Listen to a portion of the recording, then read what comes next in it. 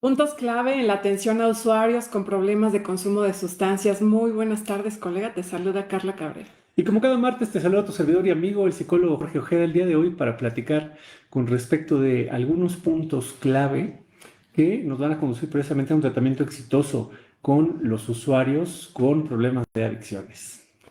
Para la atención de las adicciones en psicología y psicoterapia es fundamental entender que la dependencia a sustancias no es únicamente un problema de la voluntad.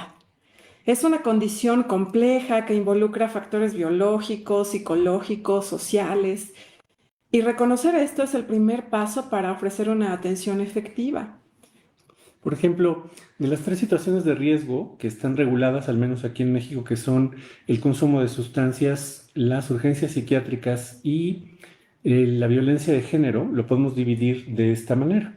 O sea, por ejemplo, en cuanto al consumo de sustancias, obviamente tienes un componente biológico, pero también tienes un componente, digamos, como relacional.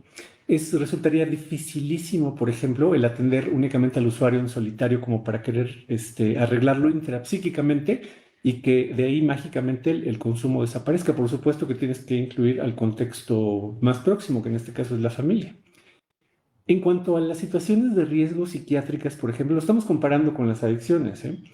Estas tienen un componente más bien individual, pero eso no quiere decir que no tenga componentes relacionales, aunque la patología es predominantemente individual, es decir, es un trastorno orgánico.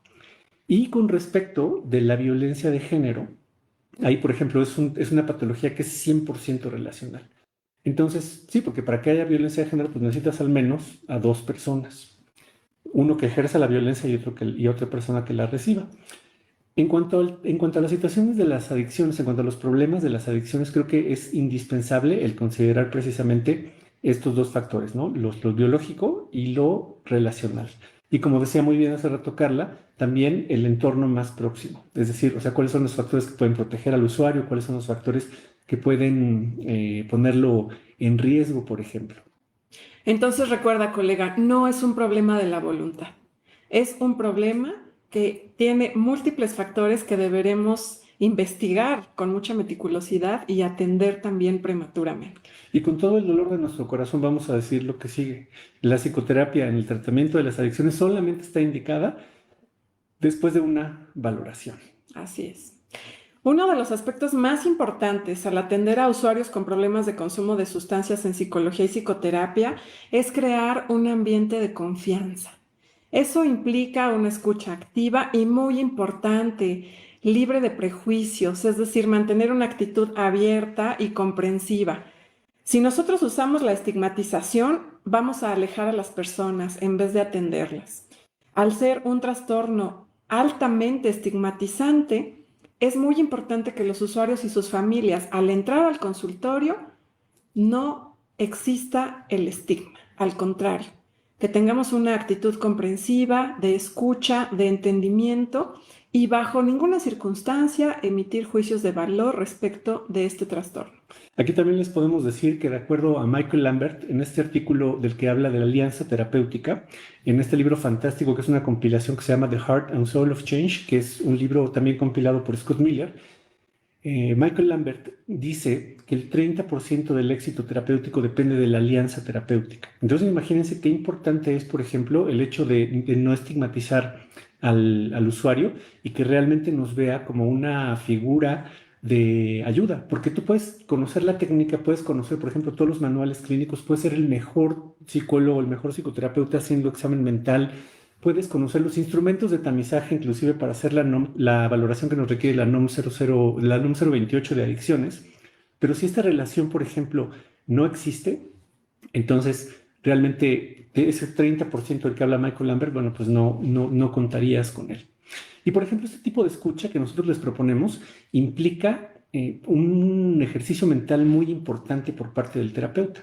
Es decir, si el usuario nos está dando información con respecto al consumo y prácticamente en cualquier tipo de psicoterapia, lo que hace el terapeuta es organizarlo mentalmente, es decir, como que lo arma en su cabeza de acuerdo, por ejemplo, a un examen mental o a un modelo terapéutico o a algún marco legal, por ejemplo, también.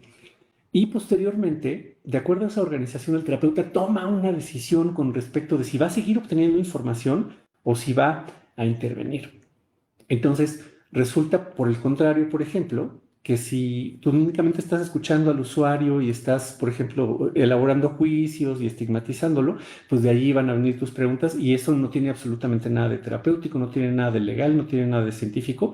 Entonces, la empatía, por ejemplo, también viene mucho del poder organizar la información y plantearla exactamente como nos la está entregando el usuario, precisamente para aumentar la información que tenemos y poder intervenir o para intervenir. Y miren, aquí les vamos a dar un ejemplo. Vamos a meternos un poquito en la mente de Carla. Si aquí, por ejemplo, este usuario, ¿no? Que le vamos a poner Esteban, que tiene 35 años y que le dice a Carla, estoy consumiendo fentanilo, por ejemplo. Ok, aquí tengo dos caminos. Vamos a pensar que este usuario asiste a la sesión en familia. Aquí tengo dos caminos. Ajá. ¿Cómo el fentanilo afecta a su contexto cercano que es la familia? O puedo indagar cómo el fentanilo lo afecta a él orgánicamente. Entonces, el terapeuta en adicciones siempre está pensando en dos dimensiones, en una dimensión orgánica, hacer un estudio longitudinal respecto del fentanilo y todas las sustancias que haya consumido a lo largo de la vida, pero también está pensando en una dimensión relacional, cómo el fentanilo viene a ser un obstáculo en la vida de este hombre y de sus interacciones con las personas que tiene cercana a él. Y estamos investigando todo el tiempo en estas dos dimensiones, una dimensión clínica, una dimensión relacional, y siempre las vamos a entrelazar para tener unos objetivos que sean perdurables y que ayuden no nada más al usuario, sino también a sus O familias. sea, por ejemplo, aquí Carla le puede preguntar desde hace cuánto tiempo lo consumes, con qué ¿Qué más has frecuencia, qué consumido? ¿A qué más. edad? ¿Cuándo empezaste? ¿Qué probaste primero? ¿Cuánto consumes de fentanilo? ¿Qué situaciones graves han ocurrido cuando has consumido fentanilo? ¿No? Todo lo clínico. Pero también puedo preguntarle cómo el fentanilo ha afectado la vida con tu familia, con tu gente cercana. Fíjense qué importante es tener la mente en esas dos dimensiones y tener mucha claridad respecto de a dónde estamos yendo como terapeutas. Una dimensión es absolutamente clínica, que nos va a aportar información para saber cuál es el mejor tratamiento para este usuario, y la otra dimensión es absolutamente relacional, que nos va a llevar a una meta de tratamiento que seguramente él tiene en la mente. Y por el contrario, una pregunta en automático aquí sería, ¿y por qué consumes? ¿Y no te das cuenta de que le haces daño a tu familia? ¿Y no te das cuenta de que te haces daño a tú mismo? Como en un tono de regaño que no tiene ninguna intención ni clínica ni terapéutica. Es más bien una intervención prejuiciosa que debemos evitar a toda costa. Entonces vamos a terminar este bloque precisamente con esa palabra, ¿no? De que todas las preguntas y todas las intervenciones deben tener precisamente una intención. Y la intención principal del terapeuta de adicciones para iniciar cualquier proceso terapéutico, es decir, antes de intervenir, es crucial realizar una evaluación integral, una valoración integral del usuario. Y esta valoración se debe realizar de acuerdo a la NOM 028 SSA 2009 y para la prevención, tratamiento y control de las adicciones, y está súper especificado en el numeral 7.1. Y bueno, esta valoración indicada en esta norma 028 lleva aspectos muy importantes. Una historia clínica especializada en adicciones, donde conocemos la historia personal del usuario, los antecedentes del uso de sustancias, su salud mental y física en general. Utilizamos algunos instrumentos de tamizaje de acuerdo a la sustancia o sustancias consumidas. Por supuesto, no puede faltar el examen mental, que esta es una herramienta importantísima cuando atendemos a adicciones. Y también hacemos una evaluación de los factores sociales para comprender su entorno familiar, social, todas aquellas cuestiones contextuales que pueden afectar la recuperación, pero que también pueden ayudar al individuo a mantener la sobriedad o las metas del tratamiento. Si ustedes me permiten decirlo, creo que los tratamientos de adicciones son de los tratamientos más demandantes para el terapeuta. Es decir, todos los terapeutas debemos estar muy conscientes con respecto a cuáles son las intenciones que tenemos para llevar a cabo nuestras preguntas, nuestras intervenciones, para aplicar instrumentos de tamizaje. Pero aquí, por ejemplo, el hecho de que tú tengas una intención y realmente puedas obtener la información necesaria, realmente puede salvar la vida del usuario. En el tratamiento de las adicciones no existe un único enfoque para todos. Cada persona es diferente y su tratamiento debe reflejar eso. Es decir, debe ser un plan individualizado, trabajar con el usuario para establecer un plan que se ajuste a las necesidades y metas, pero también que sea flexible, estar preparado para ajustar el enfoque según sea necesario, las intervenciones y también muy importante para cambiar el diagnóstico a lo largo del tratamiento. Eso es un derecho que ellos tienen y es una obligación que nosotros como terapeuta tenemos al atender adicciones. Cambiar el diagnóstico, ser flexible y muy importante, elegir un plan que sea absolutamente individualizado y eso implica conocer a profundidad las características del caso. Es decir, creo que aquí yo estoy pensando en dos dimensiones. Número uno, por ejemplo, en la evaluación integral que haces con respecto del caso. Y estoy pensando también en esta materia que es, digamos, como el eje central a partir de donde se mueven todas nuestras intervenciones, que es qué es importante para el usuario. O sea, qué es lo que realmente le importa al usuario, cuál es ese significado, cuál es esa relación, cuál es ese evento, por ejemplo, que en algún tiempo de su vida afectó profundamente o fue afectado profundamente por el consumo. Y creo que vale la pena recalcar que decimos ajustar el enfoque según sea necesario.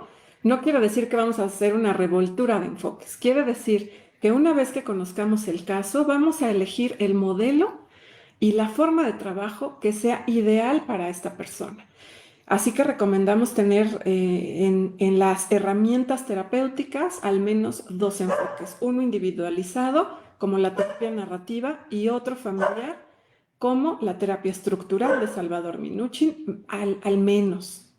Ahora, por ejemplo, esta perspectiva de la flexibilidad me hace pensar en estos dos conceptos que menciona Gregory Bateson en su libro fantástico de Pasos hacia una ecología de la mente, que son el aprendizaje uno y el aprendizaje 2.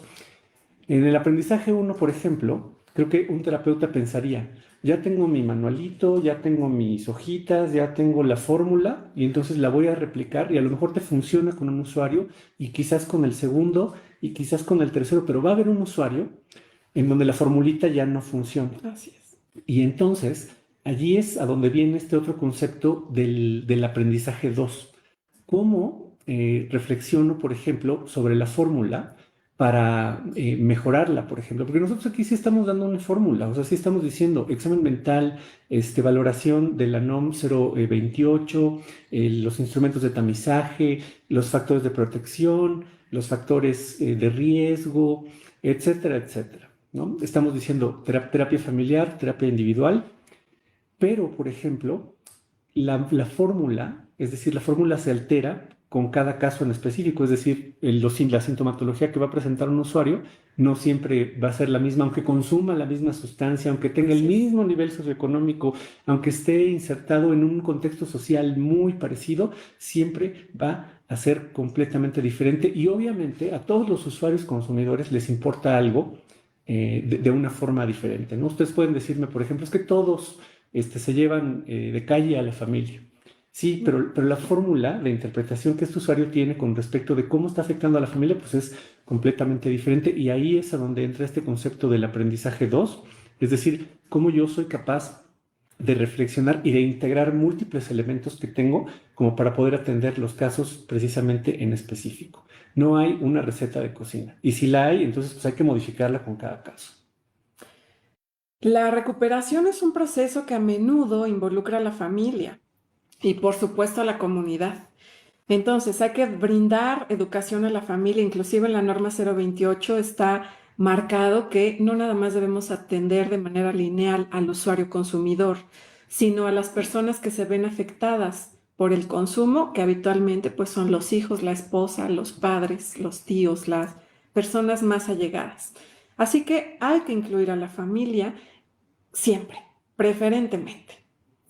De acuerdo, ¿por qué? Porque el poder precisamente de la terapia familiar estructural, y aquí vamos a citar, por ejemplo, a Salvador Minuchin, cuando hay una persona, una sola persona que tiene necesidad de cambio, a lo mejor para los hijos no hay problema y para el papá que es consumidor, bueno, pues tampoco hay problema, pero con que vayan a terapia familiar y haya un miembro de la familia que tenga necesidad de cambio, que esté viéndose afectado precisamente por el consumo, por cualquier otra circunstancia, el hecho de que estas personas estén relacionadas, digamos como consanguíneamente y legalmente, e inclusive hasta románticamente, ya nos da una pauta como para poder precisamente presionar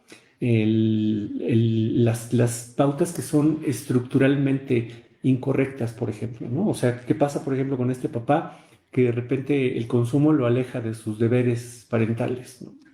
Le podemos preguntar a los hijos en la terapia familiar precisamente qué piensan de que su papá está lejos de ustedes Ujú. cuando consume, qué les pasa cuando lo ven intoxicado.